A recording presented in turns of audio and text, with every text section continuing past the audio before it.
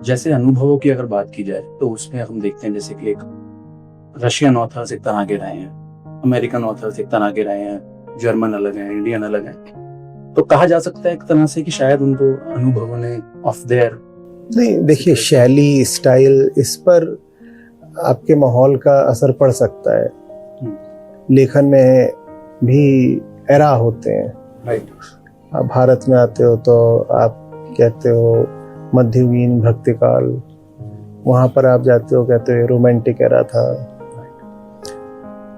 वो ठीक है, आसपास जैसा माहौल होता है हम उस तरह कपड़े पहन लेते हैं, मौसम पर कपड़े निर्भर करते हैं। तो कुछ हद तक उसी तरह जो लेखक या कवि है वो भी अपने माहौल के अनुसार शब्दों का चयन कर लेता है, शैली उठा लेता है।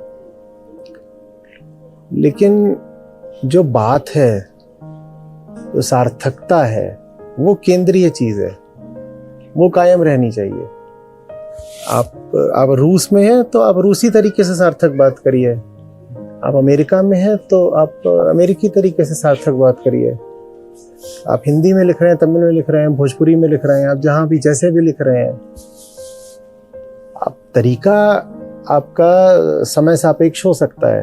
राइट। लेकिन जो आप बात कह रहे हैं उसमें तो कुछ काल निरपेक्षता होनी चाहिए ना, कुछ ऐसा होना चाहिए जो टाइमलेस है। टाइमलेस और सेल्फलेस एक ही बात है दोनों पर समझने के लिए।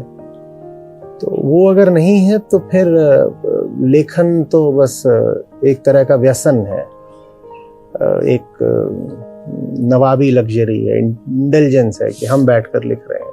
कोई नहीं सुनता था हमारी बात तो कागज तो सुनेगा। वैसे नहीं।